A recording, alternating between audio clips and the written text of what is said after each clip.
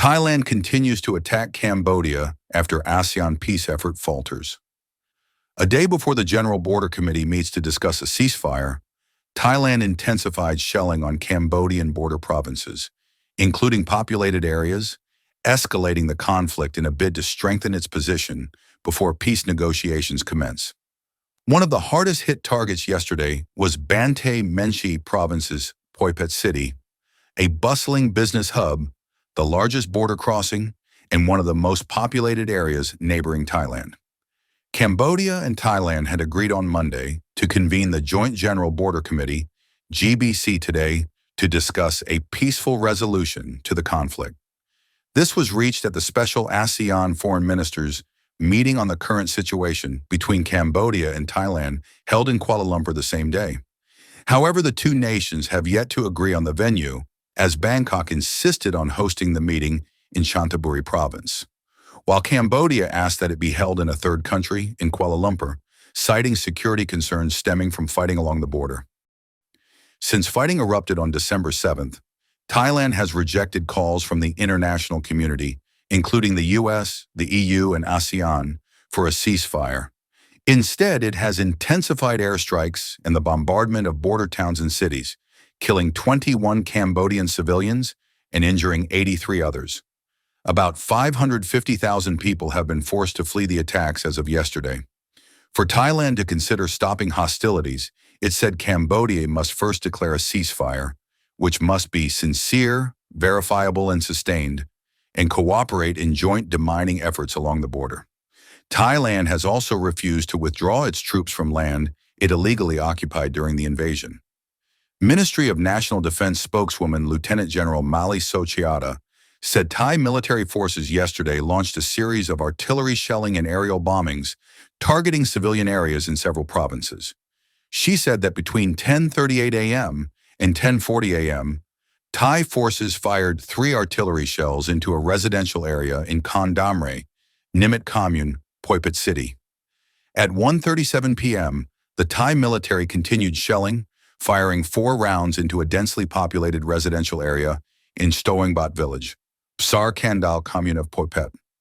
This was followed at 2:07 p.m. by an additional artillery round fired into the same civilian area in Stoengbat village. Lieutenant General Sochiata added that from 2:30 p.m. to 3:10 p.m., Thai forces deployed F-16 fighter jets to conduct aerial strikes, dropping 6 bombs in the area of Kul 8, Suriam Commune, Chom Kasant District, Prea Vihar Province. At 3:25 p.m., Thai military units again fired multiple artillery shells into a densely populated residential area in Odrov District, Phuket City, Banteay Menchie Province. The shelling continued at 4:10 p.m., when Thai forces fired 10 more artillery shells into the same civilian areas. The ministry expressed grave concern over the repeated attacks on civilian areas and reiterated its call for respect for international humanitarian law, particularly the protection of civilians and civilian infrastructure. The Cambodian forces continue to monitor the situation closely and stand strong, brave, and vigilant in fulfilling their duties to protect the territorial integrity of Cambodia. We will protect our dignity with courage and unwavering resolve at any cost and without succumbing to coercion or intimidation in any form, she said. The Ministry of Interior reported yesterday severe humanitarian and infrastructure impacts on civilian areas following what it called acts of aggression by the Thai side. It said that between 7 a.m. and 1 p.m. yesterday, various types of munitions were fired into civilian areas. While no new civilian deaths or injuries were reported during that 6-hour period, 21 civilians have died and 83 others injured since December 7th. The ministry said large-scale displacement remains one of the most serious consequences of the conflict, with 547,909 people forced from their homes, including 286,992 women and 175,057 children. It warned that the figures could rise as the situation evolves. Yesterday saw the destruction of one more home in Banteay Menchie Province and another government office building in Battambang Province. Since December 7th, more than 100 houses, schools, health centers, religious sites, government buildings, markets, bridges, roads, vehicles, and other public and private facilities have been bombed. The ministry noted that while Cambodian forces were defending the country's territorial integrity, the special ASEAN foreign ministers meeting on the situation between Cambodia and Thailand concluded with a statement highlighting prospects for resuming the ceasefire and returning to the Cambodia-Thailand Joint Declaration for Peace. It said it supported ASEAN's call for continued efforts to end hostilities and welcomed preparations for the General Border Committee today to discuss the implementation and verification of a ceasefire.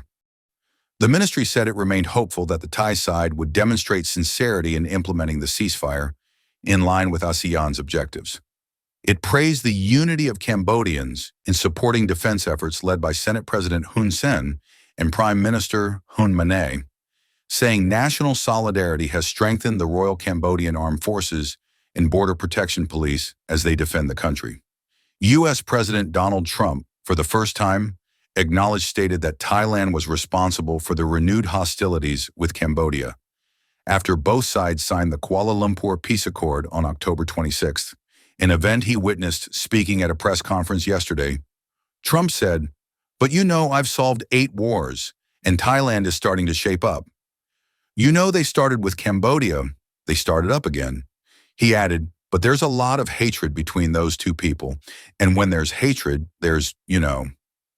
In response, Thai Prime Minister Anutin Charnvirakul yesterday rejected claims that Thailand had initiated the conflict. He said he was not concerned about the remarks, stressing that countries involved in peace discussions have maintained a neutral stance and that he has not seen any nation take sides. He added that the issue must be resolved conclusively through direct engagement between Thailand and Cambodia. On Trump's statement that Thailand had attacked Cambodia first, Anutin said the facts were clear and that there was no cause for concern. He maintained that Thailand was the side that had been invaded and attacked first, and that Thailand's actions were retaliatory measures to protect its sovereignty. Foreign Affairs and International Cooperation Minister Prak Sokhonn informed ASEAN foreign ministers that as a country that treasures peace above all, Cambodia has done everything within its capacity to fully preserve the July ceasefire and October Kuala Lumpur Joint Declaration. He said that as a sign of Cambodia's respect for the ceasefire, it had refrained from responding for more than 24 hours after being attacked on December 7th. He recalled his disappointment that several ceasefire proposals put forward by Malaysian Prime Minister Anwar Ibrahim and Trump had failed to materialize, even though Cambodia had accepted them all without hesitation. He called on Malaysia and the United States to deploy equipment and personnel, including satellite assets, to monitor and verify the border situation. Sokhonn added that Cambodia's primary objective remains ending the suffering of its people, preventing further destruction, and pursuing a peaceful path towards a fair and lasting solution. He reaffirmed the importance of upholding ASEAN's credibility as one of the world's most successful regional organizations, with the capacity to assist its member states in resolving disputes peacefully and in accordance with international law, including through the renunciation of the threat or use of force. The Philippines, the incoming chair of ASEAN, said on Monday that it was ready to act as a mediator between Thailand and Cambodia. Philippine Foreign Secretary Teresa Lazaro made the remarks at the special ASEAN foreign ministers meeting in Kuala Lumpur to address the escalation of fighting between the two member states.